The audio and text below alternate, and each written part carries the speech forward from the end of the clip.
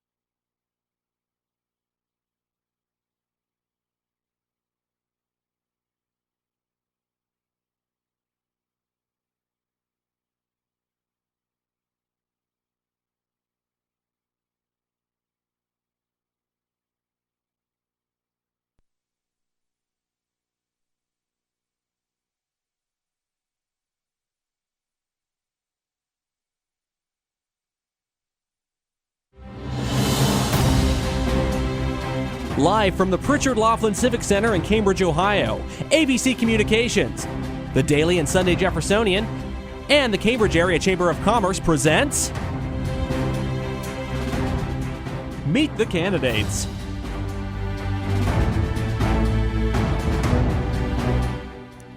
Good evening, and thank you for tuning into this general election edition of Meet the Candidates. Whether you're joining us tonight on WILE-FM, on our website, yourradioplace.com, or maybe you're watching this in the future sometime, hello to you. Tonight's presentation comes to you courtesy of ABC Communications and the Daily and Sunday Jeffersonian with the support of the Cambridge Area Chamber of Commerce. This evening's program is being broadcast from the Pritchard Laughlin Civic Center in Cambridge. For ABC News, I'm News Director Daniel Barnett, and I will be serving as your moderator and inquisitor this evening. Tonight we'll be focusing on 3 contested local races, that of the Noble County Commissioner, Guernsey County Prosecutor, and representative of Ohio's 6th Congressional District. To give you a quick explanation of the rules, each of our candidates appearing this evening will have 60 seconds to reply to his question. His opponent will have 60 seconds for response, and an additional 30 seconds will be provided for rebuttal if needed. Finally, each segment will conclude with each candidate giving his closing remarks, and those must be no longer than 60 seconds. So with that, we will begin. Without further ado, we have the candidates here for Noble County Commissioner. To my immediate left, to your right on television, we have Alan Schell, and to his left, Ty Moore. So gentlemen, thanks for joining me this evening. Thank you. The winner of the November election in this race will begin his 4-year term on January 1st. So we flipped for order before our program tonight, and Alan Schell, you chose to go first. So we will go ahead and start with this question. There are a great number of demands put on a county commissioner from day one. Now, both of you are running for a first term as commissioner. What have you done to prepare for taking the office? Well, I think that what I've done for the last 25, 30 years has been preparing me for doing this job.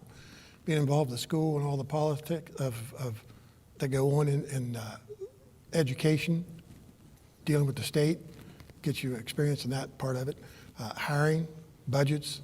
So all that stuff ties into doing that. Now, also working with all the people I have for 30 years in my business, that you know what the people want or need or get a feel for it anyhow.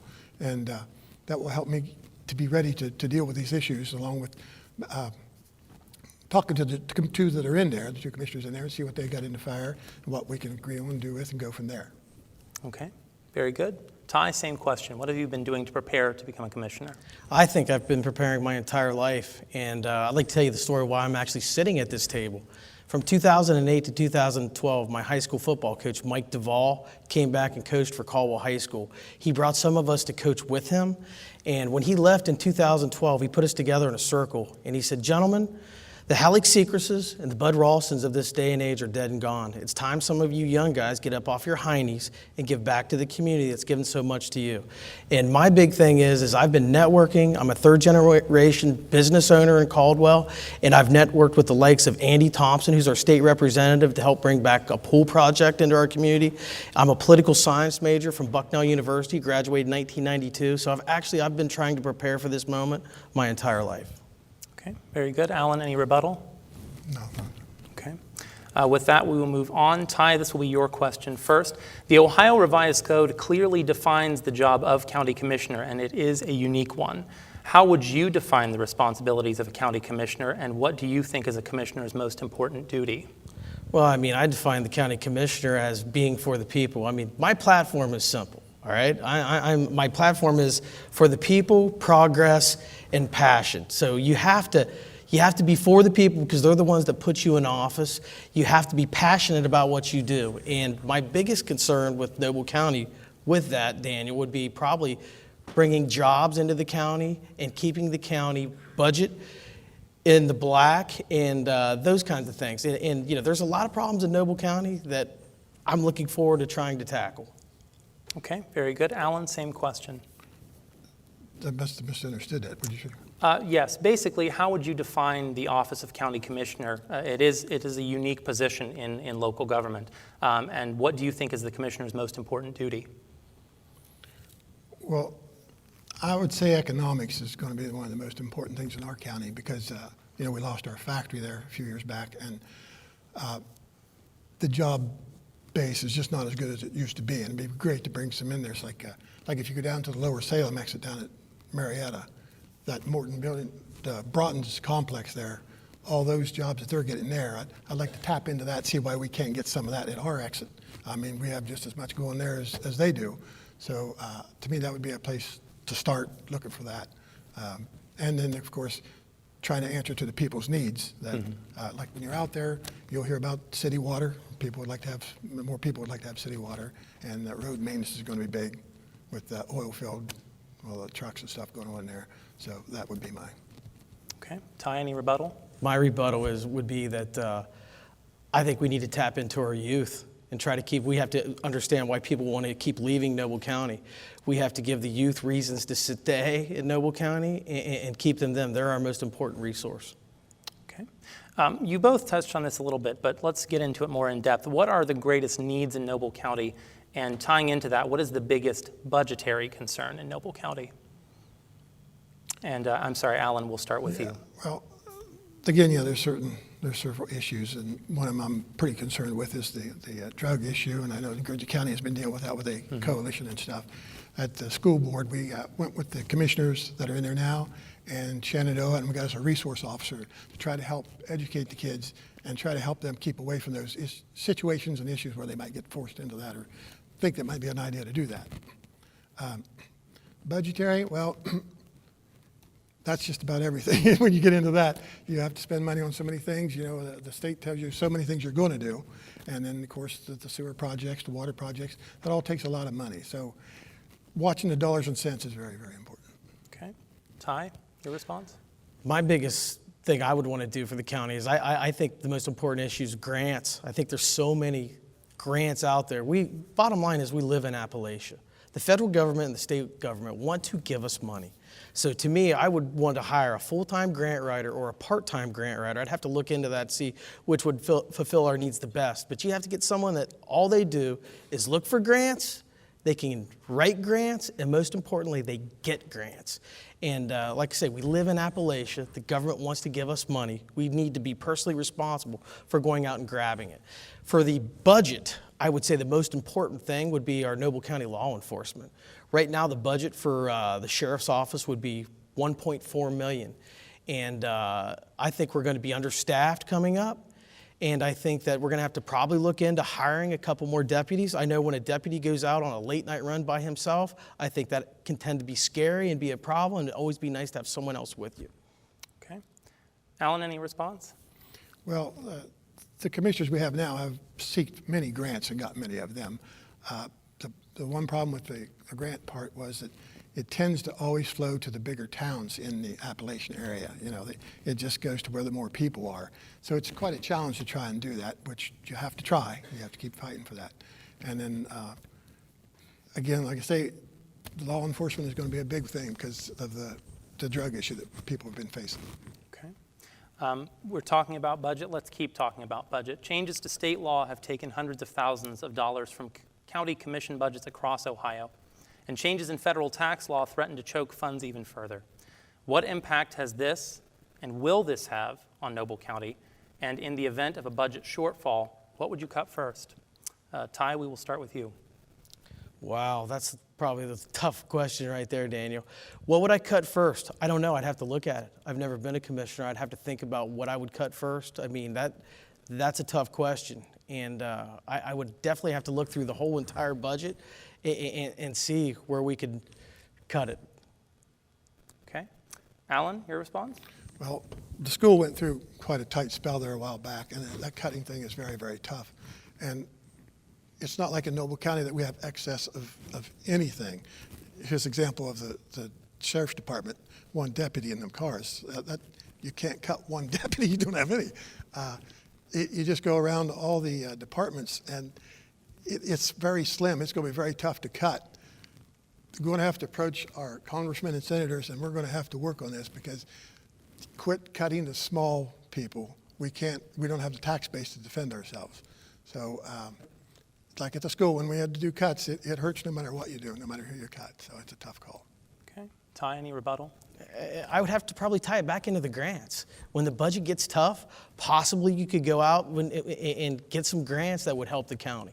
I know when I networked with Andy Thompson about the pool, he recently got us $45,000 from the Capitol Hill bill. And I think you have to reach out and network to your state representatives and to the political people around you that can help you with your county budget.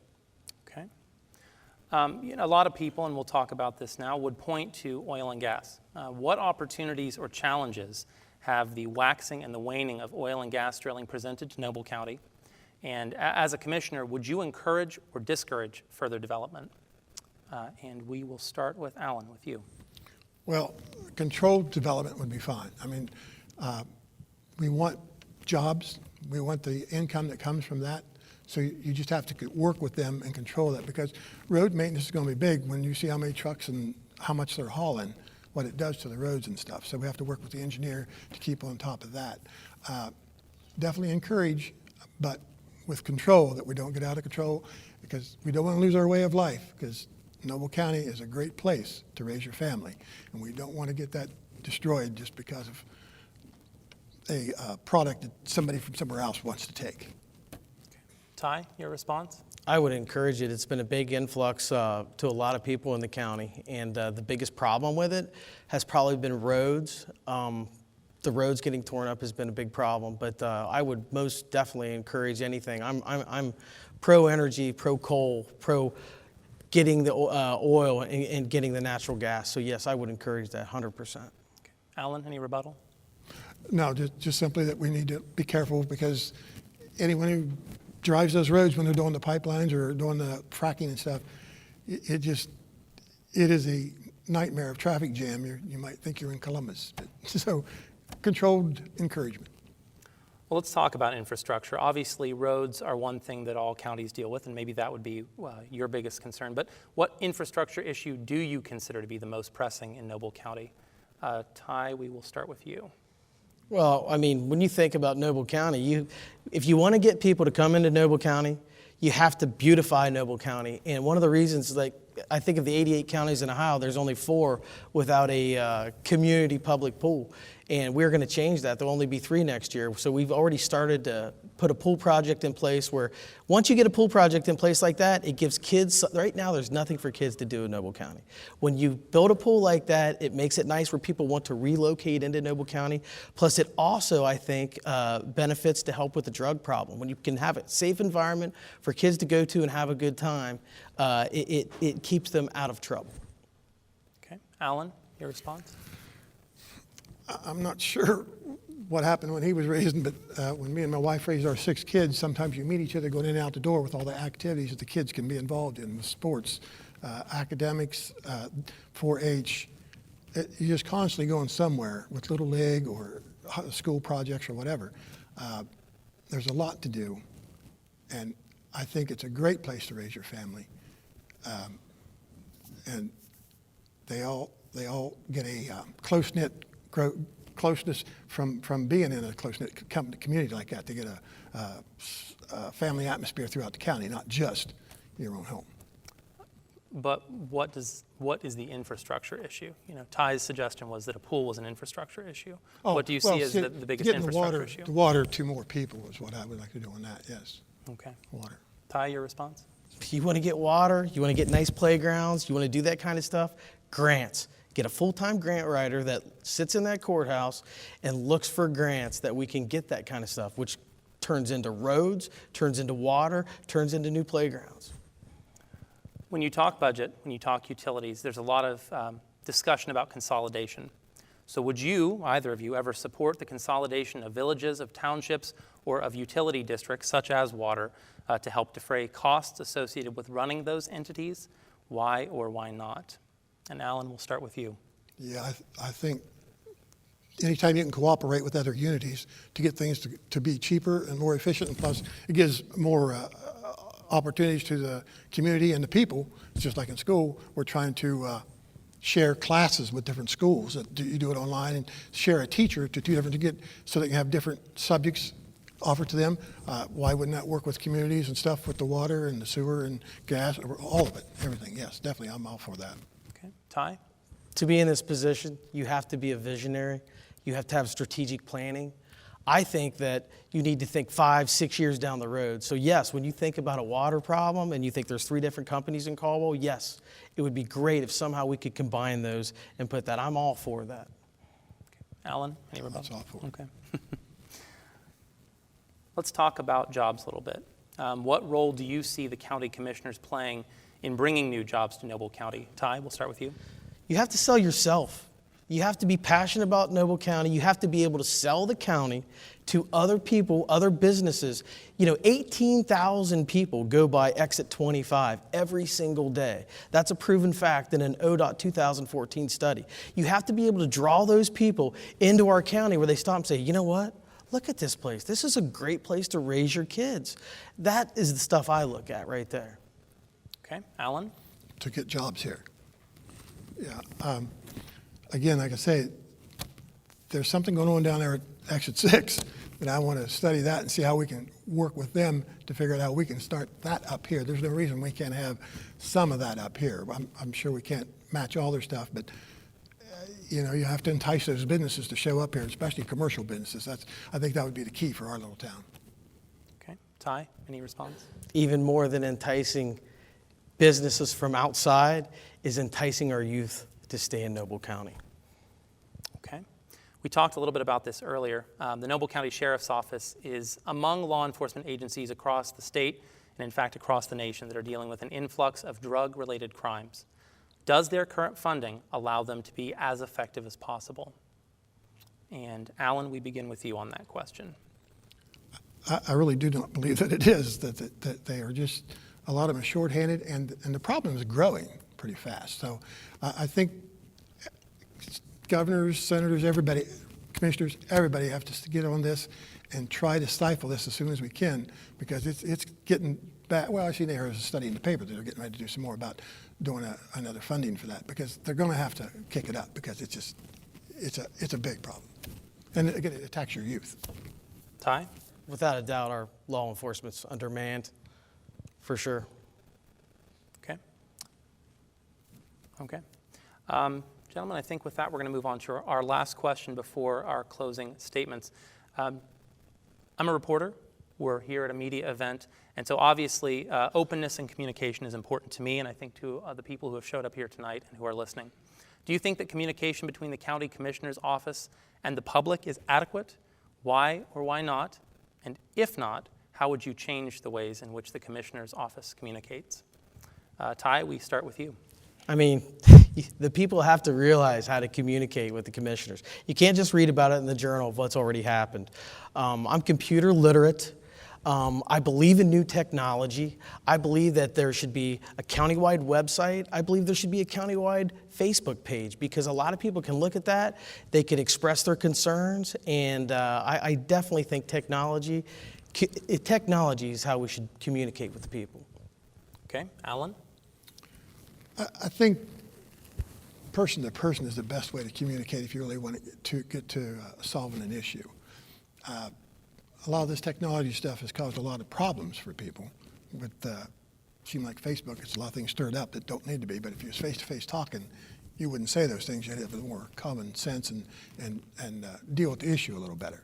So nothing wrong with having a website. I think that's a good place to put information out and stuff like that.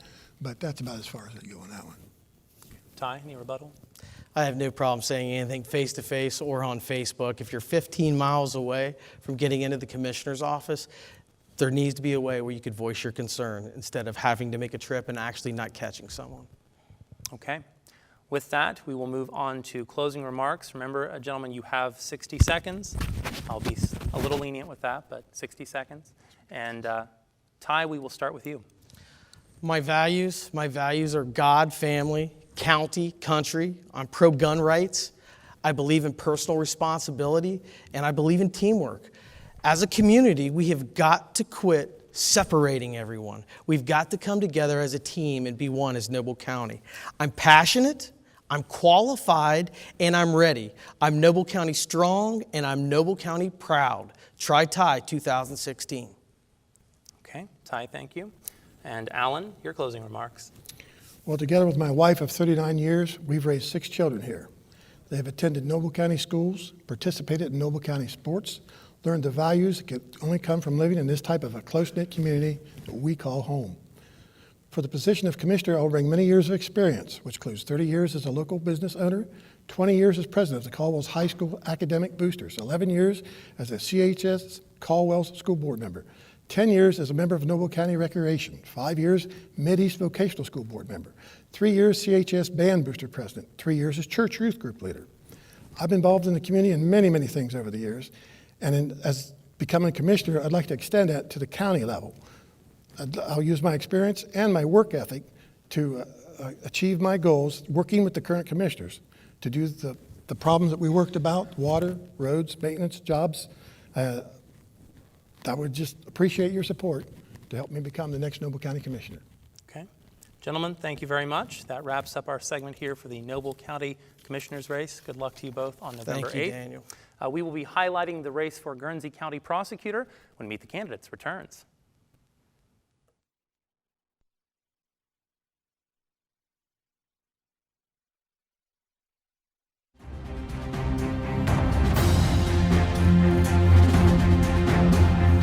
This presentation of Meet the Candidates is brought to you by King Carpet, Southeast Area Transit, Milfair Linoleum and Carpet Company, Francis Family Restaurant, Orm Hardware, and Ron Guthrie Insurance. Meet the Candidates will continue after this. Many colors and styles to choose from at King Carpet, offering carpet, wood, ceramic, laminate, vinyl, LVT, and rubber flooring. Pick the floor that fits your home. King Carpet has professional installers to make it look right. We also offer free estimates. Come in now to give your home a makeover. Or visit our new website at kingcarpetinc.com. See it? Pick it out. Call for a free estimate at King Carpet and get your favorite flavor today. Southeast Area Transit, also known as Z-Bus, has provided affordable and reliable transportation to the Cambridge and Zanesville areas for many years. And now Z-Bus is offering express service, safe and reliable curb-to-curb transportation at a reasonable rate. Convenience is the key with the new express service. Z-Buses are wheelchair accessible and no reservations are required. Just call 439-3393 to make arrangements. For affordable and reliable transportation, think of Southeast Area Transit. It's been said that breakfast is the most important meal of the day. That's why Francis Family Restaurant in downtown Cambridge serves breakfast all day long.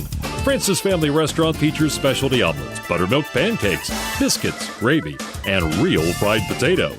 Francis Family Restaurant opens at 6 a.m. daily and 7 a.m. on Sundays, so you can get breakfast on your way to work.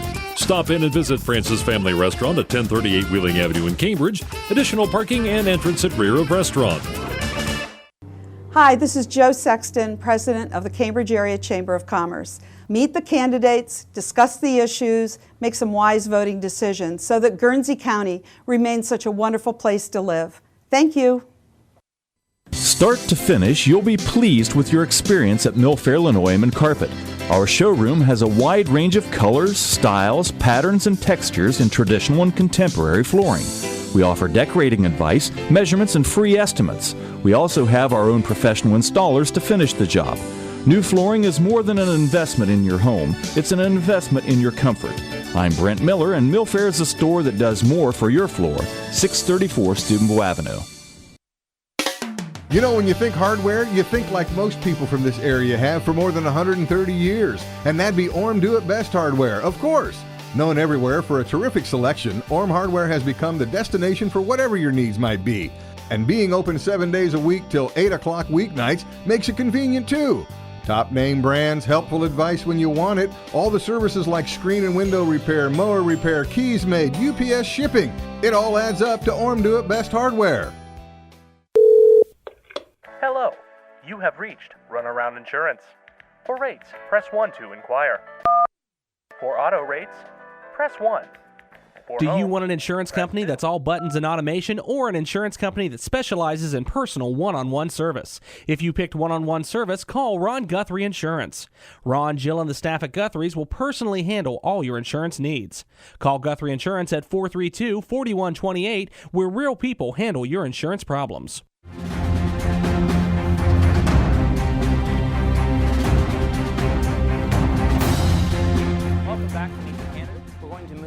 now to the race for Guernsey County Prosecutor.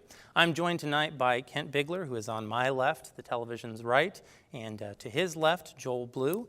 Gentlemen, thanks for joining me this evening. Thank you. Thank you.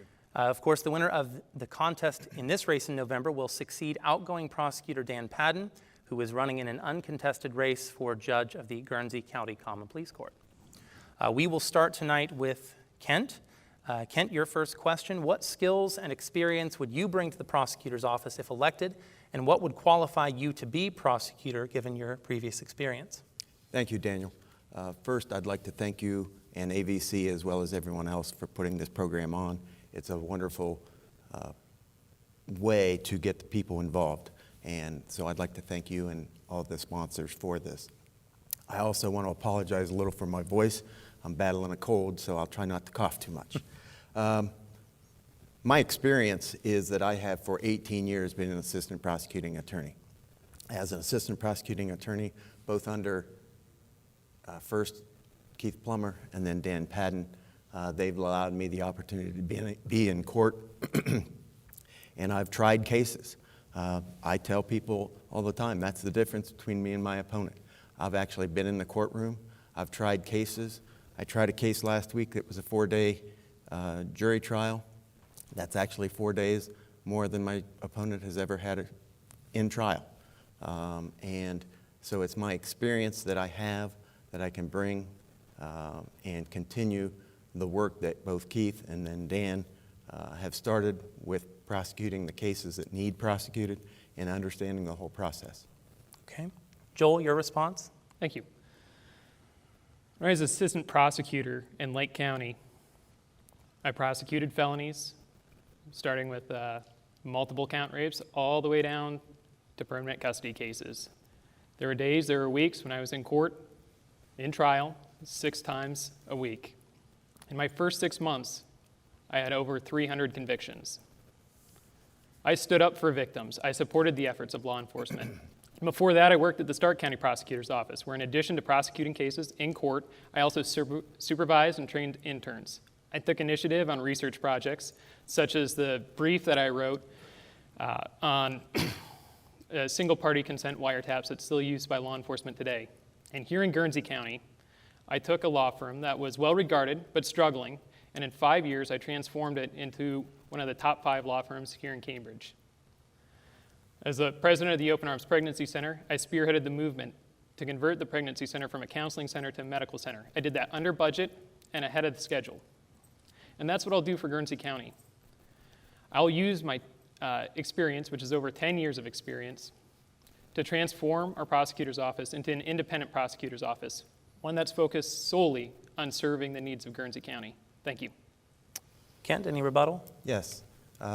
Joel's only been practicing law since 2008, and math was never one of my best subjects, but that's not 10 years. That's 8 years. He's only been in Guernsey County 5 years, and you'll notice that he never said he had a trial. He's never had a jury trial. He's never been in common pleas court in Guernsey County and had a trial. He's never been in Guernsey County Court and had a jury trial. That's a whole different creature than taking a plea from somebody or doing things in juvenile court. Okay, thank you. For our next question, Joel, we'll be starting with you. This is, I know, an issue that's near and dear to your heart, and I know you two have strong opinions about.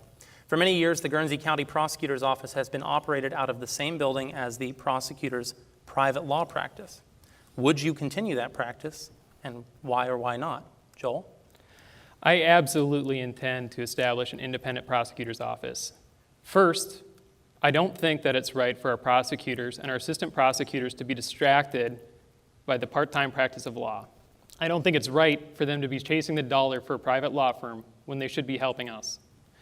I've also looked at the canon of ethics for prosecutors, a published document, which clearly says that such a function would be unethical. Okay. Kent, your response? The Attorney General has said in published opinions that it's permissible to have a prosecutor's office in a private law firm. But I am a full-time prosecutor now. I am not part of the law firm. And it's kind of like the situation when you walk into Walmart, Subway is inside the building, but Walmart does not control subway. And our prosecutor's office has always been independent. That's the first thing. I'm a full-time prosecutor now. I'm not even part of the firm. And most important, it's not the prosecutor's job to figure out where your office is going to be located. That's the commissioner's job. The commissioners sign contracts and put people into buildings. Right now, there is no building that the county owns that we could put the prosecutor's office in. And economically, it works best this way. At least it has in the past. That may change. I've told the commissioners, buy the space where the Courtside Deli burnt down, put in a prosecutor's office there. That would be perfect. But it's the commissioners that do that. Right now, the commissioners pay more money for the Dewey Avenue Center title department than they do to the law firm, and the space is not even comparable. Okay. Joel, any rebuttal? First, it is permissible for a prosecutor to have a part-time practice. What we don't see commonly at all, in fact, I can only think of two in the state, and it's questionable whether it's okay, is for the prosecutor's office to be merged with a private law firm. Second, I talked to Terry Dankovic. When Kent Bigler talks about being full-time, he's not telling the truth. Plain and simple, he's still engaged in the part-time practice of law. I just looked up his civil cases this week that he's still engaged in for Tribby, Scott, Plummer, and Patton. And third, I've been in trials. I want to address this. I've been in a number of trials, and my convictions weren't just pleas. I think that to sit up here and to suggest that there's a hurdle between jury trials and a trial in front of the judge is just pernicious. The rules of evidence don't change, the suffering the victim feels doesn't change, and the rules of court don't change. Okay, thank you. Kent, we will be addressing you first for our next question. Thank you. In Guernsey County, we have a new sheriff, a new police chief, and in the coming months, we'll have a new prosecutor and a new common pleas court judge. If elected, what would you do to make that transition as smooth as possible? The fact that we have a new judge, new sheriff, new chief of police, they've all been involved in the process and understand what's going to happen. I believe it will be seamless. We've never had a problem in Guernsey County with people being experienced because they've done work to prepare themselves for that job. I have done work for 18 years for Guernsey County. I've tried cases for 18 years. My opponent says he's tried cases not in Guernsey County. He's been here 5 years. He's never tried a case here, and he's never been in common pleas court for a jury trial. Those things would create barriers for a seamless transition when we have new people in the different positions. Joel, your response? I think the transition will still be seamless. That's one thing that I've proven since I've been down here. When I took over for Russell Booth's office, I hadn't had much experience running my own firm. I'd done about a year on my own up in Lake County. But we transitioned it. We met the needs of the county, and we made a firm that is better able to handle the needs of my clients. The pregnancy center was a new 501c3. It was only doing counseling. It was renting space. We figured out what programs the county needed, and we implemented those programs. We got it space. Taking over and establishing an independent prosecutor's office, it will be seamless. Working with organizations and transitioning them to meet the needs of the county, that's what I do, and I do it very well. Okay, thank you. Kent, any rebuttal? Yes, thank you. A business and prosecuting the most serious of cases is a completely different situation. I've tried murder cases. Last week I had a 4-day rape case. I've tried those cases. I have the experience to try those cases. And working with law enforcement, I'm very proud of the fact that the FOP, the deputies FOP, have endorsed me. And with that endorsement, that shows their confidence in me, and it shows the people of Guernsey County that we can move forward, we can go forward, and we can do what needs to be done. Okay, thank you.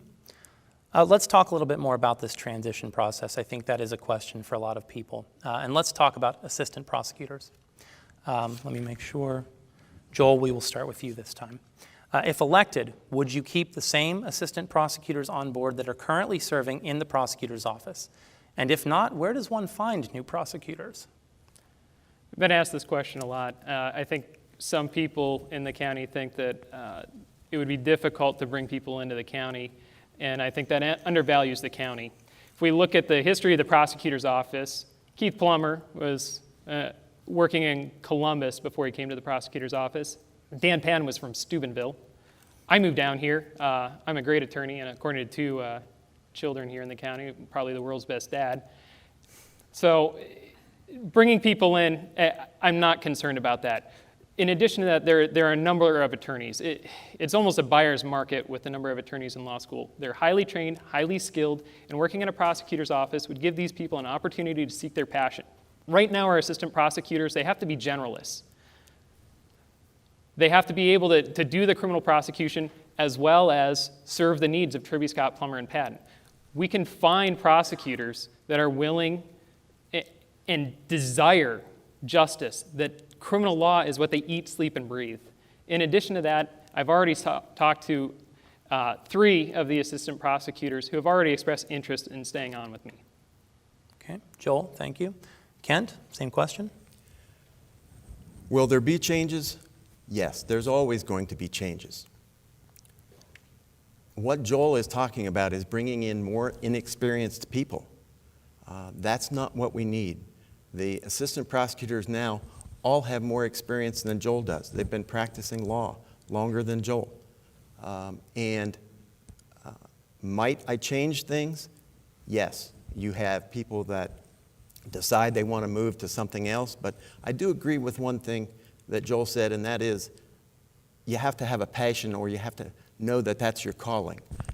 Joel didn't do any criminal cases until January of this past year, and that's not his passion. I think that's obvious. That is my passion. You're not just a prosecutor. That's what you eat and sleep and you dream about, and it wakes you up in the middle of the night, because you are a prosecutor. That's not a job. It's what you are. And I think that's very important. Will there be changes? Sure, there's going to be changes. If you don't change, you're not adapting. Joel, any rebuttal? Criminal law was where I started my career. Being a prosecutor was my passion. It was something that I loved doing when I was in Lake County. I loved doing it in Stark County. And before I was working there, when I was still in law school, I was working for an attorney seeking criminal law and pursuing criminal law and learning criminal law. So to say that it's not my passion because it's not what I did here is just not true. When I moved here, I had an agreement with the Booth family to take over a law firm, and that firm was not criminal in nature. My passion is this county and this community, the community I live in, and I want to serve it with integrity, and I want to do what's best for it. So here's the follow-up question, and I'd like a yes or no answer. Joel, if you were elected, would you work with Kent Bigler as one of your assistant prosecutors? No. Kent, same question. I would not offer Joel a job. No, he doesn't have the experience. Okay. Let us move on then to what I hope is a less controversial topic. As prosecutor, what would be your standard for bringing felony charges in a given case? Alternatively, what would be your standard for submitting a case for grand jury consideration? Are you willing to try a case if you might lose it? Kent, we'll start with you. Thank you. I couldn't remember who was up first. That's okay. Yes. I have done this for 18 years. What happens, a lot of people have the misconception that the prosecutor office investigates crime. We don't. That's law enforcement.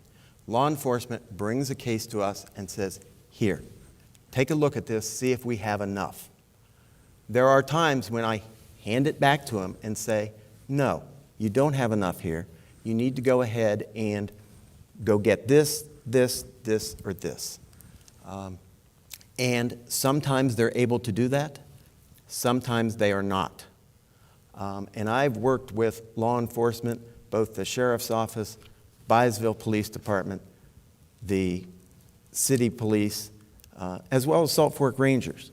And I've sat down with them, and we go over cases, and we look at it, and I show them, here's where we have a problem. Can we fix this problem? If we don't have probable cause, we should not bring a case forward. That's a waste of time and money, because probable cause is only here when, for a trial, it's beyond a reasonable doubt. And it's the experience that you have of doing that that enables you to figure out what you need, can you get it, is it something that should go forward to grand jury. There are cases we have presented to grand jury. I'm going to have to cut you off. You're well past your 1 minute. Joel, same question. Can you repeat the question, please? Yes. What would be your standard for bringing felony charges in a given case or submitting a case for grand jury? I think the question is, if you felt strongly about a case, would you pursue one that you could lose? Yes, and this is a little change from what I talked about before. So since the last debate, I've had the opportunity to speak with law enforcement. In fact, immediately after the debate, a friend of mine who's a police officer took me aside and kind of explained things to me. And then when I talked to law enforcement, they confirmed this. So there is a concern with cases across the board, throughout our community, that not enough is being done, that the marginal cases are being swept into the cracks, that law enforcement doesn't always get good communication as to why a case can't move forward or what it would need to move forward. And to me, that's unacceptable. We're teaching our criminals that it's okay. We're teaching our police that we don't have their back, and we're showing the public that we're afraid. We can't just maintain the status quo here. We need to get a little bit more aggressive with this. And when I have three separate law enforcement agencies saying we need to get more aggressive, when I look at our crime rate and I see it's twice the national average, I think we need to get more aggressive. There's an opportunity for us to do better here as a county, and that's what I'm going to do. I'm going to do better. Kent, I'll give you a brief rebuttal. Thank you. I strongly disagree that we go forward with a case if it's not there. That's what law enforcement's supposed to do. They investigate. And I simply ask people, if you know a police officer, if you know a state highway patrolman, if you know a sheriff's deputy, talk to them. Ask them, instead of this one unknown person, if we look at cases, if we communicate well, and I think that you'll find out that we do. Okay. Joel, we will start with you for the next question. Jail space is at a premium across the state and perhaps nowhere more than here in Guernsey County. Obviously, a prosecutor does not sentence convicted felons. But given that limitation, would you recommend more extensive use of alternative sentencing? I think the state of Ohio, through its statutes, already mandates where we need to use alternative sentencing. So that's going to be your lower level felonies, your F4s and your F5s. Most of our drug cases that we see going through the court require us to look at alternative sentencing before we look at incarceration, unless there's something to enhance it. So we certainly would look at doing alternative sentencing. Where the difficulty lies with that is alternative sentencing needs to demand more from the probationers than just showing up to treatment or AA. They need to be intimately involved in it. And if they're not intimately involved in it, then they need to have their probation revoked. Okay, thank you. Kent, same question. I don't disagree that if you don't follow the rules of probation, you should have your probation revoked. I don't particularly like the laws that we have now, but as elected prosecutor, you don't have any choice but to follow them. But felony 4s and felony 5s, some of those people are not eligible for prison.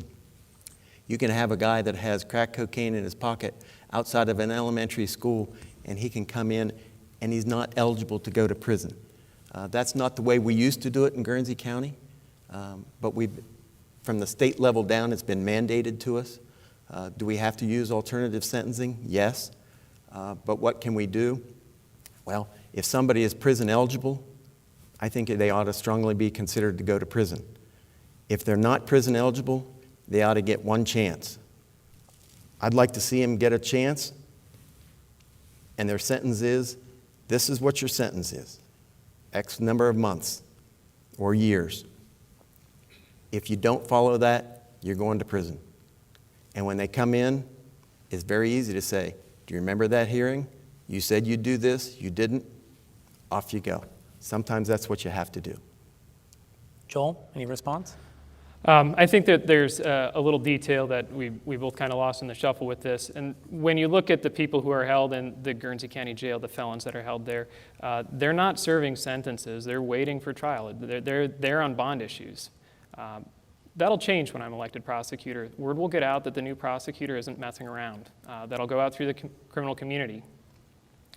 I'll also, myself, be focused entirely on the needs of this county, as will the assistant prosecutors that I'm directing on criminal cases. So they're not going to be distracted with the private practice of law, and we're going to be able to move things quicker. We're also not going to have the scheduling issues that the court experiences now when they need to move forward with a trial and they can't because an assistant prosecutor is doing a divorce case or a custody case. They're going to be focused on the needs of this county and enforcing our laws. Okay, thank you. Gentlemen, we are going to move on to our last question before closing statements. And it's the one you had to know was coming. The substance abuse epidemic, specifically opiate and methamphetamine-related crimes, is maybe the biggest challenge that law enforcement officers, the prosecutor's office, and the courts face. What is the prosecutor's role in combating drug abuse and trafficking in our community? And Kent, we will start with you. The prosecutor's role is simply that. This is the prosecuting attorney's office. A prosecuting attorney is someone who goes into court and prosecutes crime. And yes, we have a drug problem, as does probably every county in the state of Ohio. Absolutely. What the prosecutor's office can do, we're kind of hamstrung in a way, as I talked about felony 4s, felony 5s. Those people don't necessarily face, I believe, the penalties that they should. But most importantly, we will go after, as we have, the sellers. We had guys coming in from Detroit. We had guys coming from New York City. We had guys coming in from Dayton, and they were selling drugs. And we've prosecuted them, and we've shipped them to prison. Sometimes other states have come and gotten them before we got a chance to do that. But we've had some very big drug cases. We've prosecuted them, and we've sent them to prison. And I expect to continue to do that. Thank you. Joel, same question. I think there's an opportunity here, like I said before, for us to do better. The prosecutor's office, in addition to prosecuting felonies, and also the highest level of law enforcement, the highest echelon within the county. There's a precedent for the prosecutor to go to bat for law enforcement, to seek funds from the community, from our legislature, so that they have better tools and better equipment. I think that there's also a precedent to not just go after the dealers, but to go after what enticed the dealers here, the source. We can't just let these little guys have a free pass at it. We have to go after the drug problem aggressively. And to stand up here and say, I tried my best, we're doing everything we can, and that's it, hasn't made the problem go away. When there's a problem, you keep going back to the drawing board, and you keep doing something different, and you keep trying until the problem is gone. Kent, your rebuttal? Thank you. I happen to be law enforcement's liaison to the Choices program, where, as Randy LePage, our former chief of police, said, we can't arrest ourselves out of this. We heard today, we can't treat ourselves out of this. You have to arrest, you have to treat, and you have to change the community. And we had a Choices meeting today. And the change of the community is to make our community stronger and work together. The speaker today used his hand and he said, you can't have this person doing this and this person doing this and this person doing this. They have to work together, because when you work together, it's much stronger. And I believe we can do that, and I would like to do that as your elected prosecuting attorney. Thank you. Okay. Gentlemen, with that, we move on to our closing remarks. And Joel, we will start with you. Remember, you have 60 seconds. Thank you.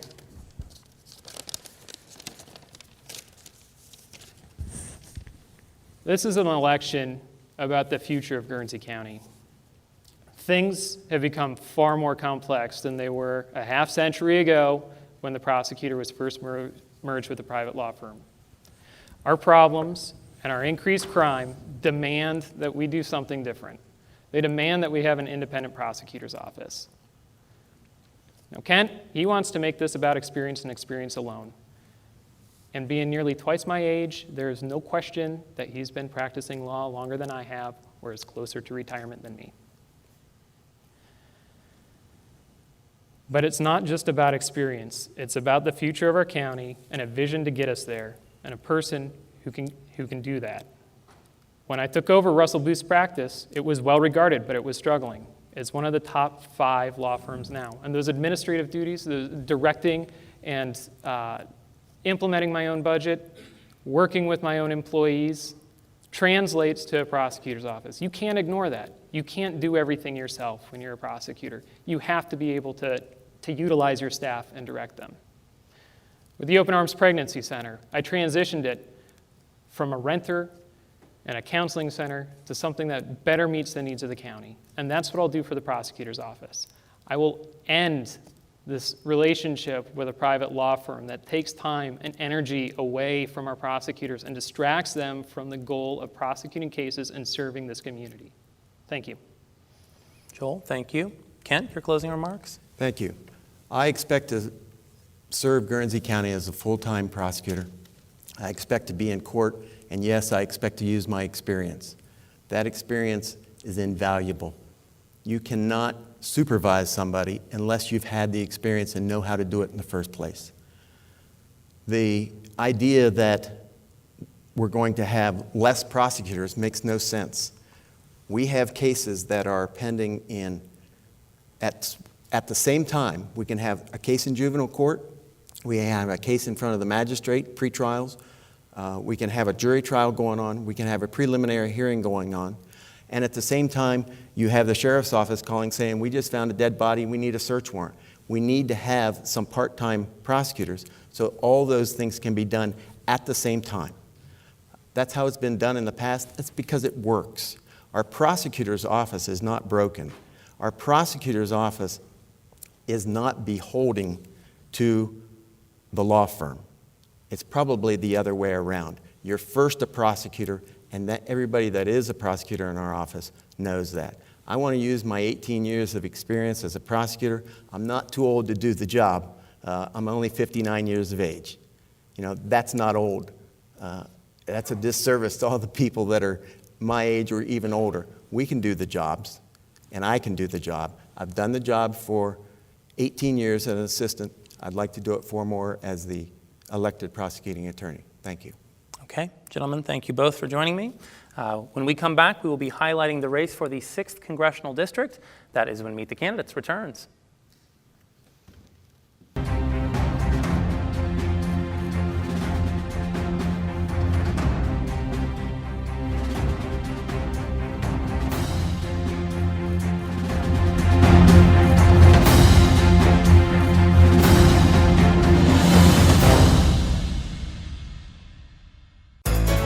Southeast Area Transit, also known as Z-Bus, has provided affordable and reliable transportation to the Cambridge and Zanesville areas for many years.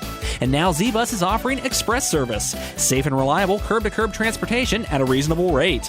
Convenience is the key with the new express service. Z-Buses are wheelchair accessible and no reservations are required. Just call 439-3393 to make arrangements. For affordable and reliable transportation, think of Southeast Area Transit. It's been said that breakfast is the most important meal of the day. That's why Francis Family Restaurant in downtown Cambridge serves breakfast all day long. Francis Family Restaurant features specialty omelets, buttermilk pancakes, biscuits, gravy, and real fried potatoes. Francis Family Restaurant opens at 6 a.m. daily and 7 a.m. on Sundays, so you can get breakfast on your way to work. Stop in and visit Francis Family Restaurant at 1038 Wheeling Avenue in Cambridge. Additional parking and entrance at rear of restaurant. Start to finish, you'll be pleased with your experience at Millfair Linoleum & Carpet. Our showroom has a wide range of colors, styles, patterns, and textures in traditional and contemporary flooring. We offer decorating advice, measurements, and free estimates. We also have our own professional installers to finish the job. New flooring is more than an investment in your home, it's an investment in your comfort. I'm Brent Miller, and Millfair is a store that does more for your floor. 634 Steubenville Avenue. You know, when you think hardware, you think like most people from this area have for more than 130 years. And that'd be Orm Do It Best Hardware, of course.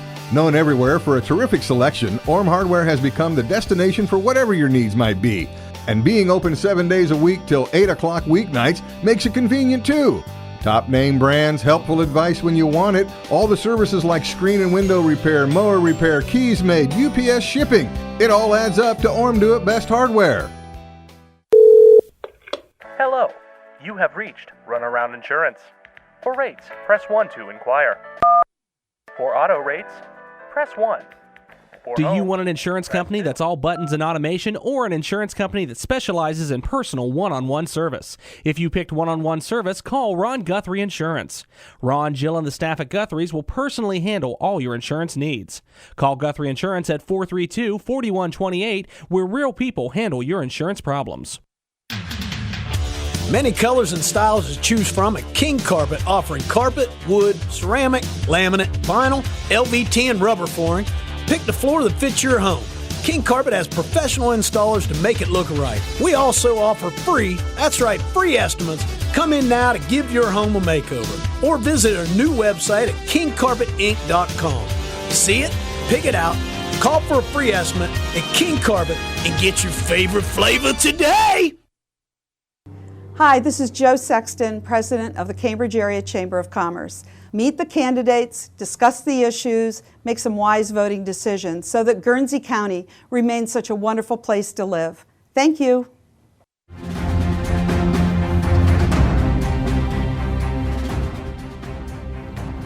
And welcome back. Thanks for keeping it tuned here to WILE FM 97.7, Byesville, Cambridge, for those of you who are tuning in on your radios. If you're joining us live on YRP TV or at yourradioplace.com, we thank you. And if you're watching from the future, thank you very much. We're now going to conclude our program with the candidates for representative of Ohio's 6th Congressional District. To my left, the camera's right, we have Mayor Mike Lorenz. And to his left, the camera's right, we have Congressman Bill Johnson. Gentlemen, thanks for joining me this evening. Thank you. Of course, the winner of this contest will represent all or a portion of 17 counties in eastern and southern Ohio. That is Ohio's 18 counties. 18 counties, okay. Very good. In eastern and southern Ohio, that will be beginning in January. And of course, U.S. representatives are elected to 2-year terms. There must be a sliver in one of those counties that I couldn't see on our worldview map, so thank you. We're going to be starting tonight with Mike Lorenz, and your first question. What do you see as the single most pressing issue facing the 6th Congressional District? And is this what prompted you to run or run again for the office? Mike?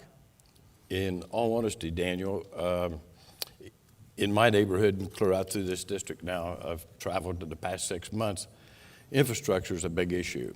I have business wanting to move into our city that can't because they can't get utilities. We don't have enough gas to feed the buildings and so forth. That's an issue. I think it's been neglected in the past. And when individual companies run 8-inch lines through your city and no one notices that these lines are undersized for everything else that may or may not come, when you have growth actually within your vision, I think you have to step back and take a look, get out in front of it. We've neglected that in the past, and that will be one of my priorities, try to make sure that the rural areas like Meigs County, Washington County, up Jefferson County and so forth, they have the infrastructure needed, or at least incentives to get the infrastructure started so we can help bring business to that area. Okay, thank you. Bill, your response?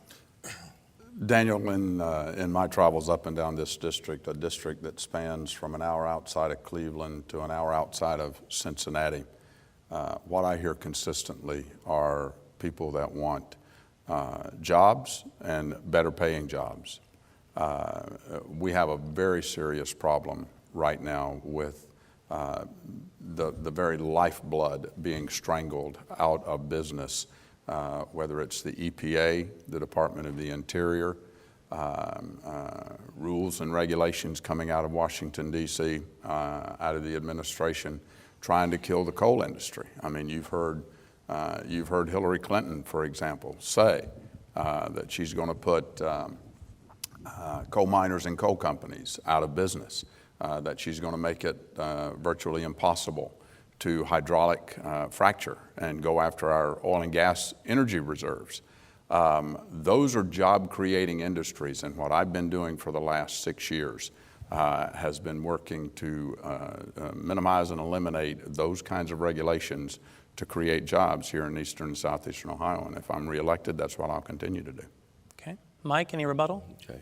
Well, just quickly, I agree there's a lot of regulations, and we've tried in my little city to get out front of that. And your little city is? Belpre, Ohio. Okay, thank you for our listeners. But when you have a 35,000 square foot building ready to be heated and you can't because you can't get utilities to it, it's not regulation.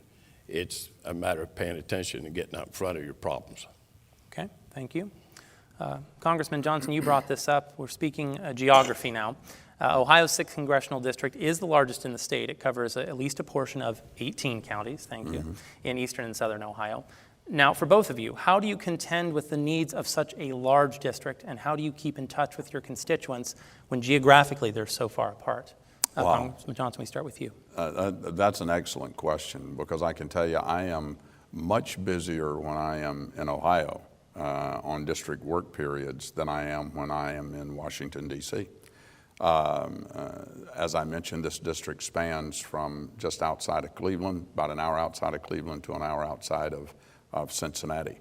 It is nothing unusual for me to be up and out on the road at 5 o'clock in the morning to get to constituent meetings in the southern or the northernmost part of the district.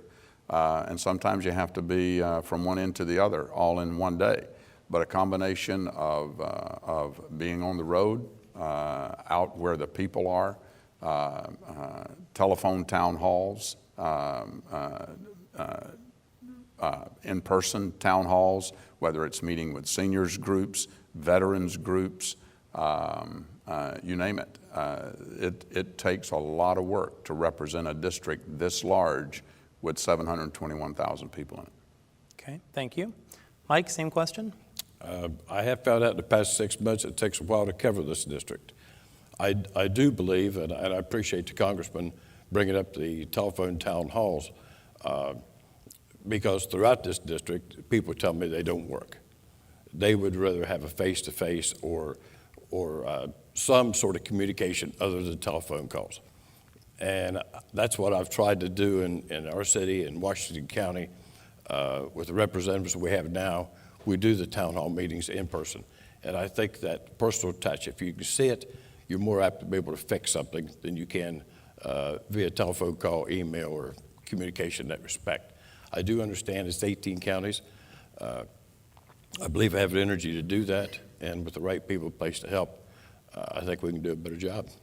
Okay, thank you. Bill, any rebuttal? Yeah, I guess I'd have to disagree with Mike on the issue of the telephone town halls. In the 6 years since I've been doing them, I've had one complaint from one person who said, "Hey, I wish you would quit calling." The people that I've talked to and the people that consistently meet with me throughout this district, whether it's at a parade or a fair, is keep those telephone town halls coming. Because in a district this large, you can't be in Youngstown or just outside of Youngstown and be in Portsmouth on the same day. A lot of times the only way you can get the word to those people and listen to those people, because you can't do this job if you don't listen to the people that you represent. And that's what those telephone town halls enable me to do. Okay, thank you. Let's talk finances. Obviously, it's a huge part of the job. Changes to state and to federal law have taken or will take in hundreds of thousands of dollars from local government budgets across Ohio.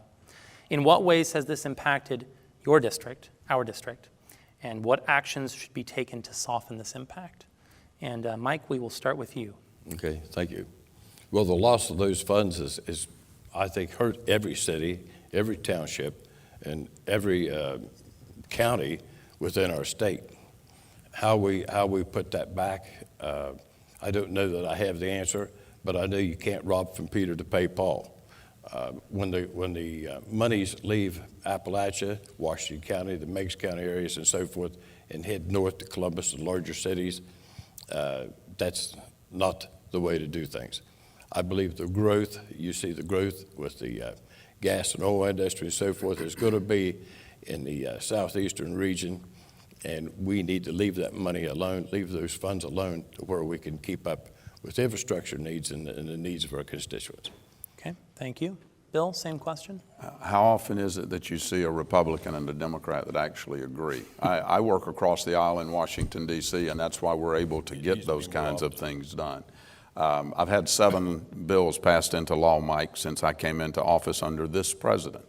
But when you talk about finances, I agree with Mike. Oftentimes Appalachia is at the back of everybody's mind in Columbus. They're at the back of everybody's mind in Washington, D.C.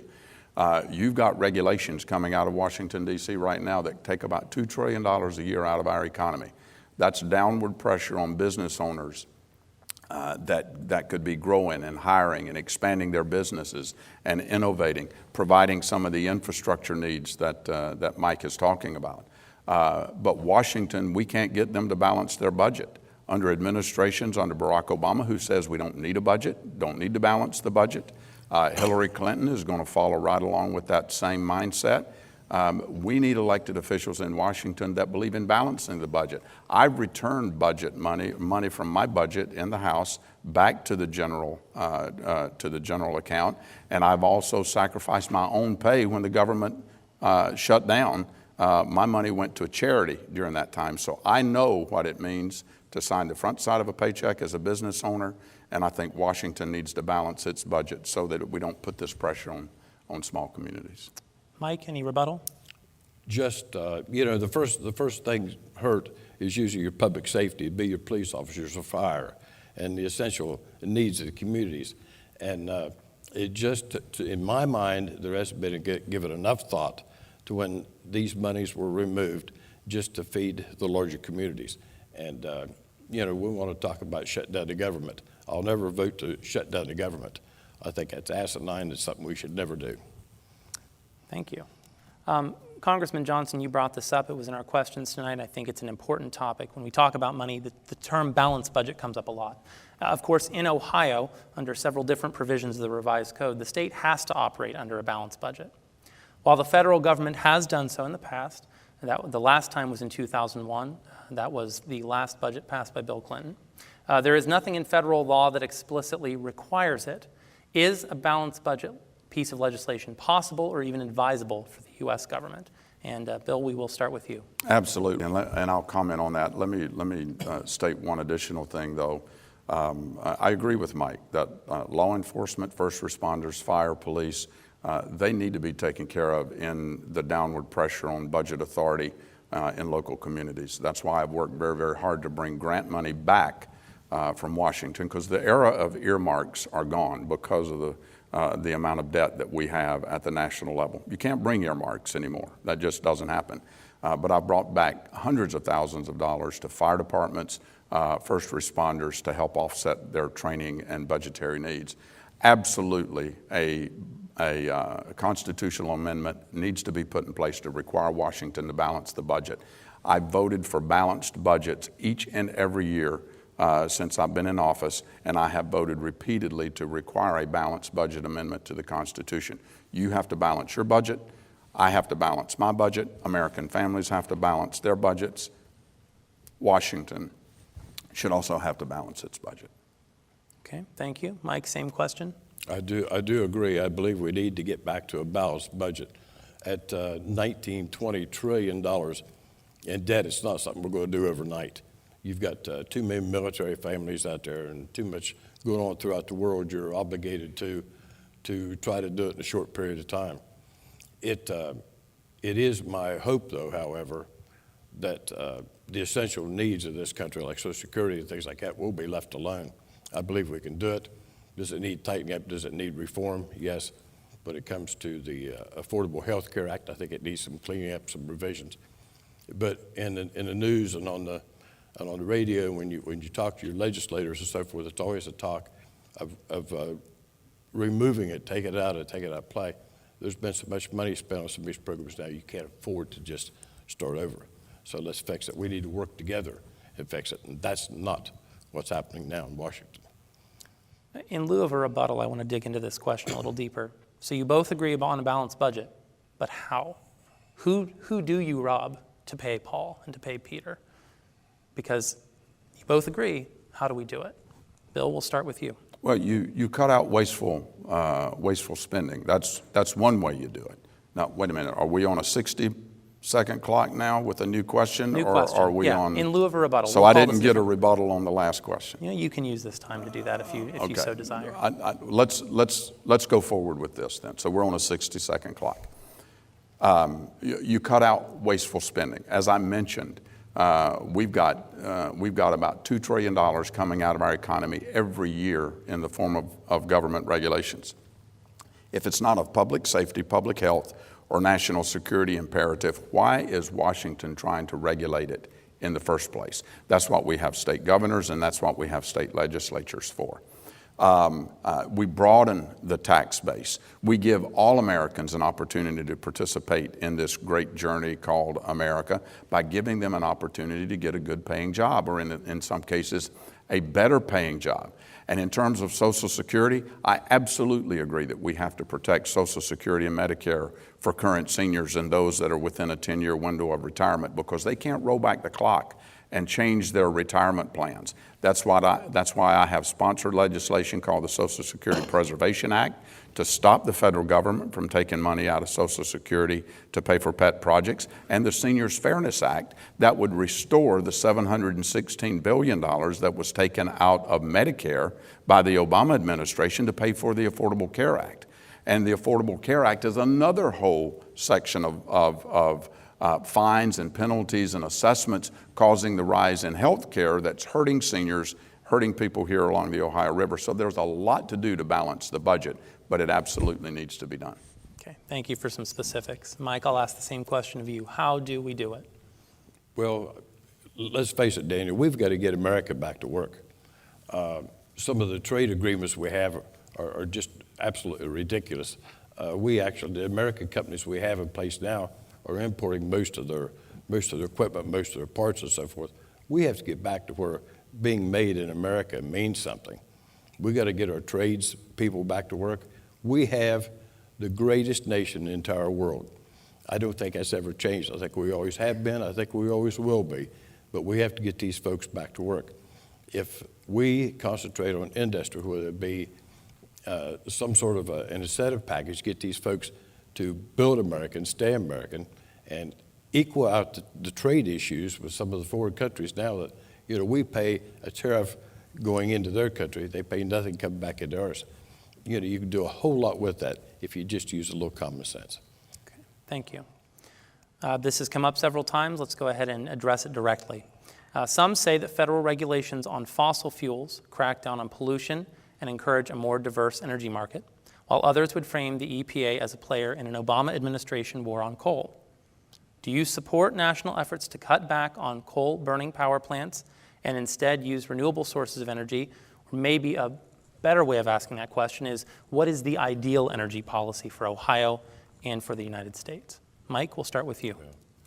I mean, let's be realistic. Coal is less than 30% of the world's energy product.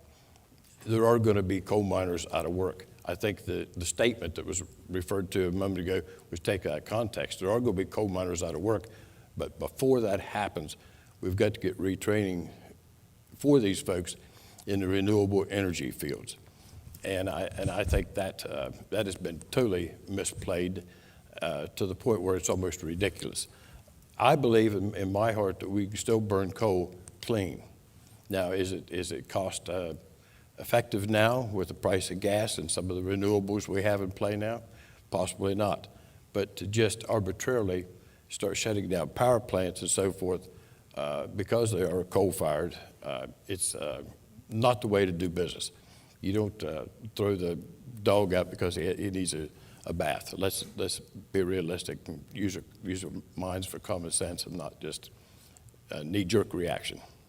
Okay, thank you. Bill, your response? I have advocated since I came into office in 2011 for a true all-of-the-above energy policy, one that embraces the use of coal, oil and gas, nuclear, and even those alternative energy forms like wind and solar, biofuels, hydropower, et cetera. They need to be market-driven solutions. We don't need bureaucrats in Washington, D.C. that try to put a one-size-fits-all model in place, because the energy needs here along the Ohio River are much different than the energy needs, for example, in downtown San Francisco or Chicago. And the idea that presidential candidate Hillary Clinton would want to put coal miners and coal companies out of business, that's unacceptable here. You're talking about tens of thousands of jobs. You're talking about skyrocketing electricity costs. And on top of that, outlawing or making hydraulic fracturing impossible, making it unable for us to go after our own natural resources. We need a true all-of-the-above energy policy. That's what I've been fighting for. That's what I'm going to continue to fight for. Okay, thank you. Mike, your rebuttal? And I guess it's 2 or 3 times it's come up, so I'll say that Hillary Clinton's not running for Congress 6th District. You and I are. And you and I can make a difference, depending on who goes. We ought to be able to make a difference and not continue this just arbitrary fighting and nothing getting done.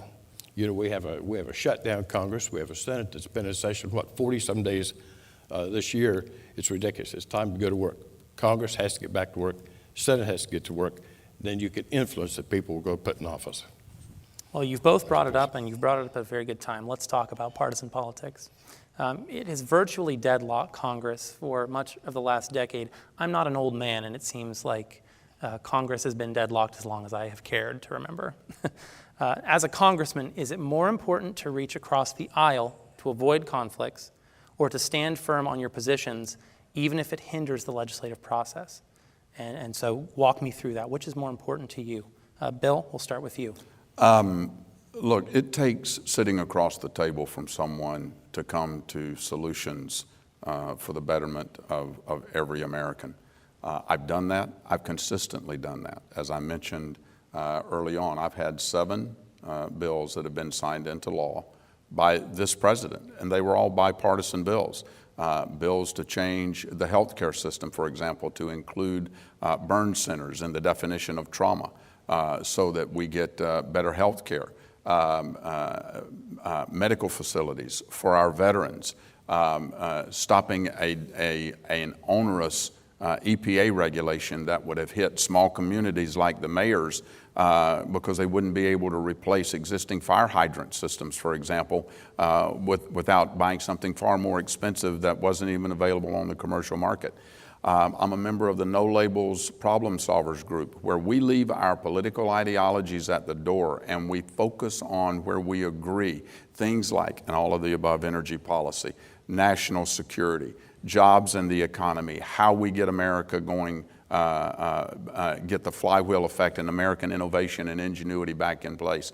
I'm a member of the Liquid Natural Gas Working Group with Congressman Tim Ryan up in the district just above us to the north here. Mm-hmm. So I've demonstrated consistently since I came in office in 2011, I'm willing to work with anybody that's trying to make jobs and create opportunities for the American people their priority. Okay, thank you. And I hope you put an application for that No Labels group on every new congressman's desk as they come in. It sounds like a good thing. It's a growing group.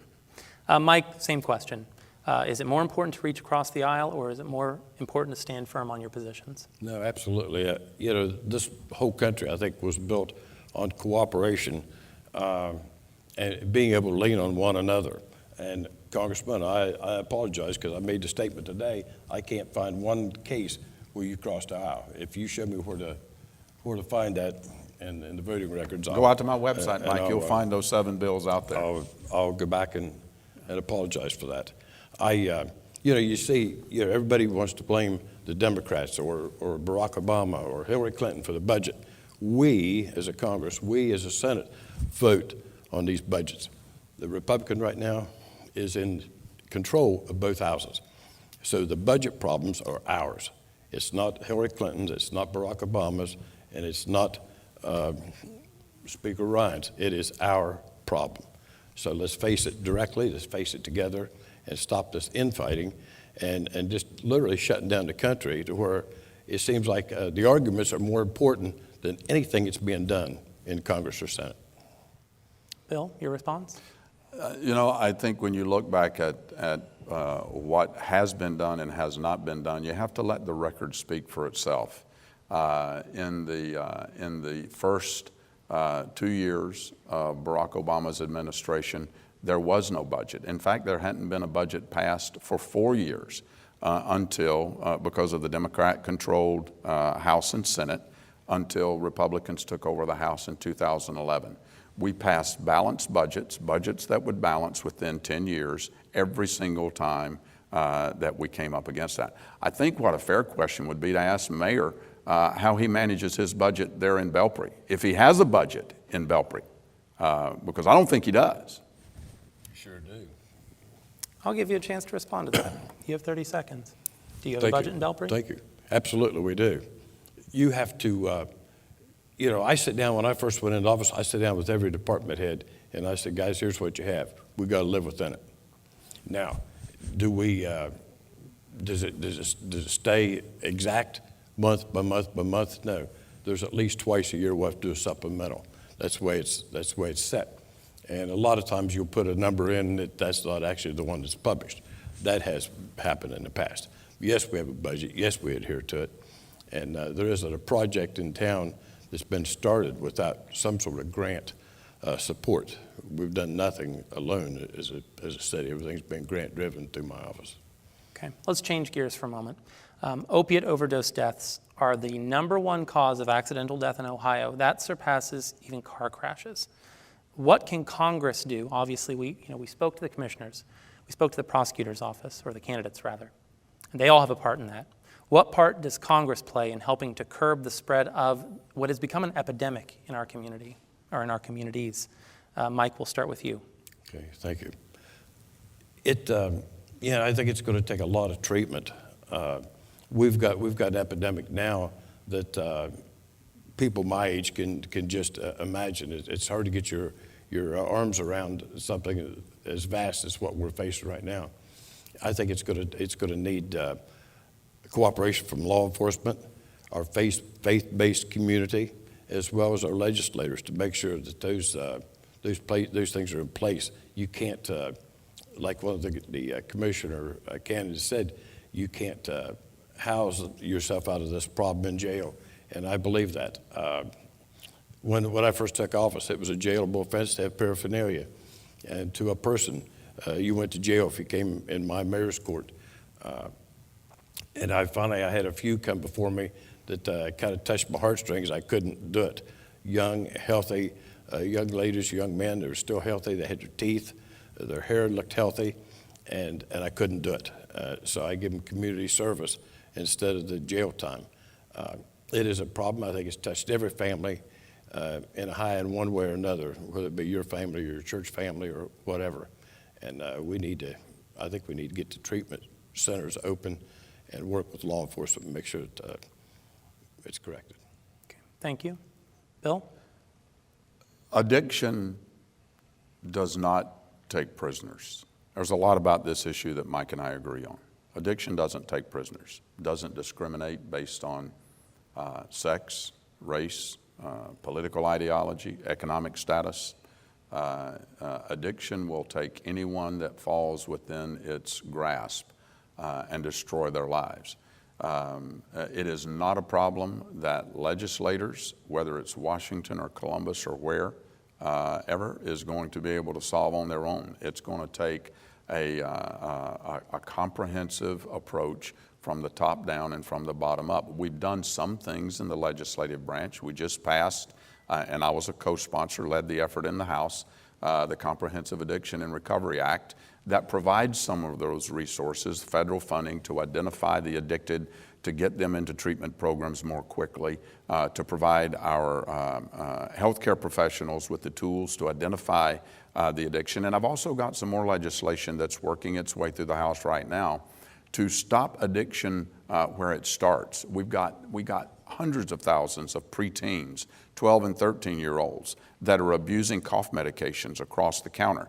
I want to make those cough medications unavailable to young people under the age of 18 and highlight to their parents that this is a problem and stop those addictive behaviors before they have a chance to take root in our young people. Okay, thank you. Mike, any response? Yeah, and I appreciate that, but it's also the K2s. All you have to do is change the name or change one ingredient in it, and it's again legal. You walk into most of the gas stations in this region, you'll find paraphernalia readily available, whether it be a bong or rolling papers or the little smoking pipes or whatever. There has to be a penalty or some conscience, if you will, for our society to get that out of the way. Take it out of play. And until we are willing to do that and put the lives of our young people ahead of the profits, we're not going to gain on it. Okay, thank you. Let's shift gears again. You've both talked about unemployment. In the latest numbers from the Ohio Bureau of Labor Market Information, Monroe County, which is in the 6th Congressional District, has 9% unemployment. Meigs County has 7.6%. Jefferson County has 7.4%. In fact, the 13 counties with the highest unemployment rate in Ohio are in the 6th Congressional District. So what do you do to lift the economy of what has become a perpetually depressed region? And Bill, we'll start with you. Daniel, those are unacceptable numbers to me. They should be unacceptable to anybody that lives here in Appalachia. But do you know what the unemployment rate was when I took office in 2011? We had counties where the unemployment rate topped upwards of 15%. There's been a lot done, and there's a lot more to do. But those counties that have participated in the energy boom, in the oil and gas boom, the shale counties, they've seen unemployment fall somewhere in the order of about 66%. Opportunities are coming. We've got a cracker plant that is on the horizon over in Belmont County that I've been a strong supporter, interfacing between the EPA, the state EPA, the federal EPA, and the potential owners of that cracker plant. That's a 5-year, $5 billion project, 10,000 construction jobs, 1,000 jobs after it goes operational. And that's just the tip of the iceberg. If that cracker plant comes in, you're talking about manufacturing coming back to this region unlike we've seen it in 30, 40 years, with plastics and textiles that need the materials coming out of that plant as a raw material. Getting regulations off of the backs of businesses, getting the federal government and the EPA to execute permits and allow these companies to expand our energy development here in this region, that's what's going to solve the unemployment problem. In fact, it's the energy boom that has brought the state of Ohio back from a budget deficit to a budget surplus. Okay, thank you. Mike, same question. And, you know, in all fairness, what the congressman said is true, but coming from 35 years in industry is not going to land here unless we're ready for it. And like I said when we started, we don't have the infrastructure. We're not ready. I traveled to North Dakota just a little over a year ago and watched a community rebuild and triple its size because of the oil boom. When oil went south, if you will, now that they went from 12 police officers to 40. They built a new landfill. They built a hospital, building schools, recreation centers, building neighborhoods, if you will. It's going south. We're not ready to accept the industry and the growth this cracker and this oil boom may bring. You know, you start from the ground up. You don't build a house from the roof down. You build it from the foundation up, and we're not ready. And that is where we need to put our emphasis. Okay. Bill, your response? I'm not sure I understood everything Mike said there, but I can tell you that I've been to North Dakota too, to the Bakken Shale That's about 7 years advanced beyond where we are today. Out there, they're paying young people $5,000 signing bonuses and $15 an hour to work at McDonald's. They've got an unemployment rate that is so low it's almost immeasurable. The experts say that when you get below 3% unemployment, you can't even find the people that don't want a job. They've got a different problem out there. They've got Ohio license plates sitting in the parking lots of their buildings. People coming from Ohio to go work there because they've got so many jobs, they're having to import people. So the same thing can happen here in Ohio if we go about it the right way. Okay, thank you. Moving on, gun control. It's one of the most hotly debated and one of the most emotional issues in America. Both of your constituents own and use guns for recreation and for self-defense, and concealed carry permitting shows they do so with greater regularity than any other region in the state of Ohio. Is there a need for increased gun legislation in the United States? And if so, how do you balance gun control with the rights of gun owners? Mike, we start with you. Well, I have my concealed carry permit, and I rarely leave home without it. I believe we have the right to carry a weapon. I'm not willing to give up my rights to carry that. But in the same breath, there has to be some restraints. There has to be some background check or control. Not everybody ought to have access to weapons. You see it in the news every day. You see it in your newspapers every day. And you know it to be a fact that there is a faction of our society that should never have control. So we have to do a legitimate background check before any weapon, I believe, is purchased. To remove weapons from the home, I don't think it'll ever happen. That goes back as far as John F. Kennedy, when he was in office, they're going to take your guns away. And there's still, this is America, it's not going to happen. But we do need to have background checks, legitimate background checks. Okay. Mike, thank you. Bill, your response?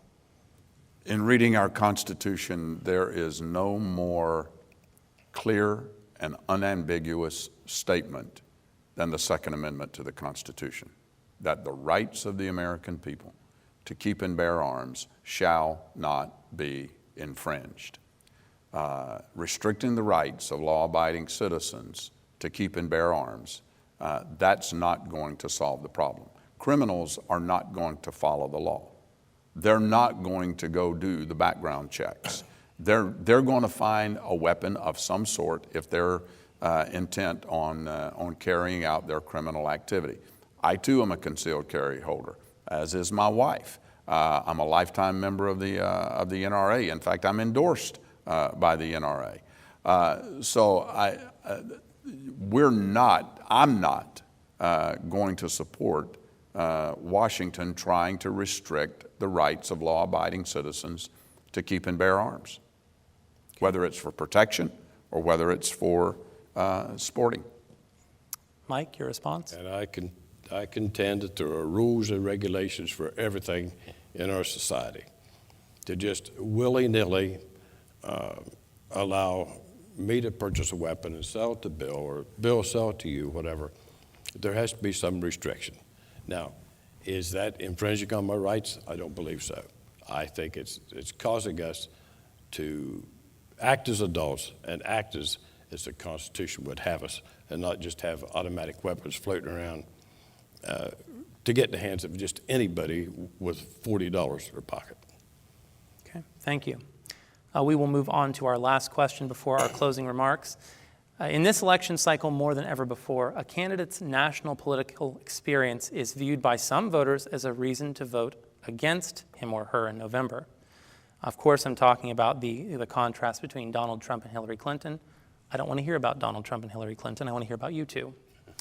That being the case, how do you defend your political experience, federal political experience, or your lack thereof, where there are concerned voters on both sides of that issue? And so, Congressman Johnson, we'll start with you. Look, there's no question, everyone here, everyone in the audience, everyone that will see this on tape, they know how long I've been in office.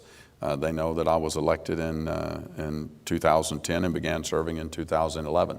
I'm not a career politician. I didn't sign on to this to be a career politician. I saw the direction our country was going, decided that I wanted to try to make a difference, and that's what I wake up trying to do each and every day. Politics aside, what our national leaders, whether it's a U.S. representative or a senator or the President of the United States, should come to grips with, should get regrounded in, is understanding that the strength of our nation is not in our government, it's not in our president, it's not in our institutions, it's in the indomitable spirit, the innovative spirit, the heartbeat of the American people. Ohio has got a wealth of legendary experience and history. We're problem solvers. We did it in inventing powered flight. We did it in putting a man on the moon and space travel. We did it in the first oil well that was drilled on the North American continent, just down here off of exit 25. Ohioans are at the leading edge of being the world's greatest problem solvers. We need Washington out of the way so that we can do that. Okay, thank you. Mayor Lorenz, your response? Okay, thank you. You alluded to my lack of experience. Federal experience. Is that true? Yes. Is that true? My question to you. For over 25 years, I've been a servant to my community or to the county. I've served not only on the school board, but city council as mayor. I've been part of the Economic Development Committee at the Chamber of Commerce. I've been a Boy Scout leader. I've been a youth leader in our church. I'm on the Aloha Council Committee in Parkersburg. So yes, this is probably, truth be known, my first stab at politics. I didn't run to be mayor of Belpre, Ohio to enter politics. I wanted to be mayor so I could make a difference. And I believe we have. Folks down home don't know if they'll go find me in the office one day with a tie on or in a ditch helping to fix a water leak the next. I think that's what we ought to be about. I think the energy that I've put into this in the past 25 years, no matter what position I've held, should help me to gain the respect, I think, of people in the counties where I'm not as well known, and I plan to give it no less effort than I have in the past 25. Thank you. Bill, any rebuttal? First of all, I want to commend Mike for his many years of public service at the local level. I think if we had more people that were stepping up to the plate to be engaged and involved in their local communities, I think that would be a great thing. Before I was elected to Congress, I've been a public servant and a servant of the American people my entire adult life. I spent 26 and a half years in the United States Air Force defending our freedoms a different way than I am today. And as a small business owner, I had to sign the front side of the paycheck and balance the budget to create jobs. So those are the experiences that I bring to the table that I think have enabled me to represent this district well thus far. Okay. Gentlemen, with that, we will move on to closing remarks. And Congressman Johnson, we will start with you. Remember, you have 60 seconds. Sure. Well, first of all, let me say thanks for this opportunity to put views out there. I'm not a career politician. I sleep on the floor in my office in Washington, D.C. There's a lot of humility that comes with doing this job. Because if you're looking for a handout from the American people to do the job, you're looking in the wrong place. I didn't sign up for this job for the title or for the big office. I signed up to make a difference. I started out my life as a mule farmer, born and raised on a mule farm with no indoor plumbing until I was about 13 years old. I joined the Air Force because I couldn't find a job as a young man coming out of high school in the early 70s. I had no idea that I'd be 26 and a half years down the road. I have spent my life serving my country, serving my community, and whether I'm doing it this way or another way, I don't see a day when I step outside of the public service role. Okay, thank you. And Mike? You're up. Closing remarks. Well, this has been an experience for me tonight. I think it's probably been 10 years since I had a debate with anybody, and it wasn't quite this formal. But I've had a lifetime of service. Being the oldest son growing up, oldest grandson, I've always been the go-to person to get things done. And in my adult life, it's been the same way. I've never made big money, but I've only been 9 months since I was 15 years old out of work. And that was in 1975 when just about everybody else in the country was laid off. I think the experience I bring from industry and my public service and service to my community can go a long ways. I think go a long ways showing people how to cooperate.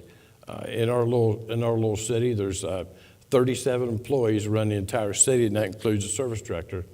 And I believe, and I'm not sure, I'm the only Democrat in the building, and we still get things done. Because when you enter that building, when you enter into a position like this, politics are done. Once the election's over, politics are done. You're a servant to everybody, and that's the thing we need to remember, no matter what office you hold. So thank you again for having us. Thank you to you both for joining me. I also would like to thank our candidates who are still in the audience who appeared in tonight's program. Meet the Candidates has been presented by ABC Communications and the Daily and Sunday Jeffersonian with the support of the Cambridge Area Chamber of Commerce.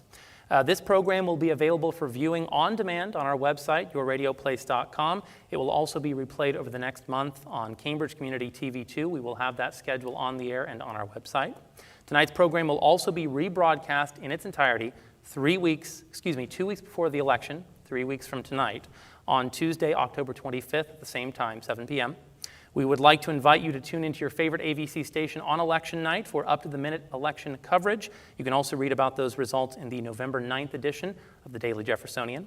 We'd like to extend our thanks to Jody Schott, to everybody here at the Pritchard Laughlin Civic Center for their assistance in putting together tonight's program. So on behalf of our colleagues, the Daily Jeffersonian and the Chamber of Commerce, for the AVC radio and video production teams, guys, thank you. I'm Daniel Barnett, encouraging you to make your voice heard with your well-informed votes on November 8th. Thanks.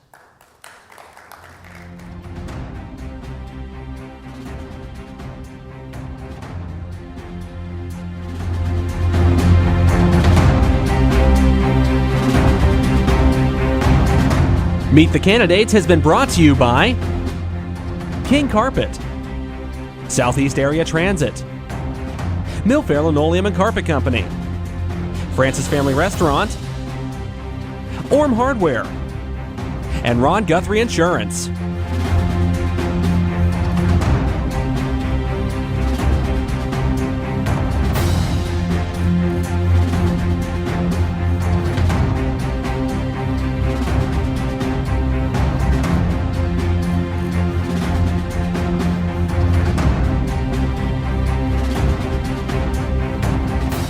Meet the Candidates has been a presentation of ABC Communications.